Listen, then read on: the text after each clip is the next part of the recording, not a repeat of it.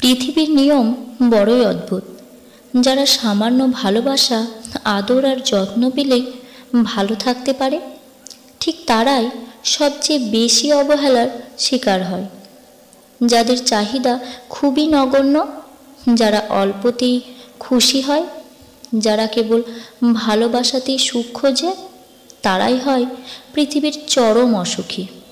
খেয়াল করে দেখবেন, আপনি যাকে পাশে পেলে কিংবা যার সাথে কথা বললে ভালো থাকবেন, ঠিক সেই থাকবে আপনার ধরা ছোঁয়ার বাইরে।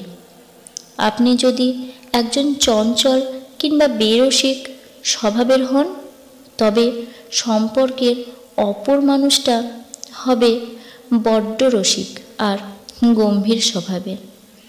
সামান্য ভালোবাসা, আদর আর চাহিদা, তার চাহিদা কখনোই পূরণ হয় না।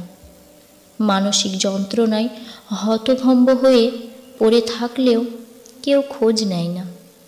পৃথিবীর এই নির্মম বাস্তবতা মানুষকে আজীবন ভোগায়।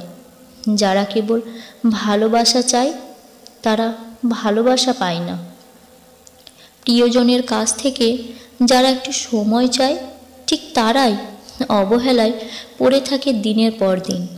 অথচ কেউ দেখে না সুন্দর হৃদয়গুলো দিনের পর দিন কতটা অবহেলা, আঘাত, যন্ত্রণা সইতে সইতে শুনশান নীরবতায় হারিয়ে যায় চোখের পলকে।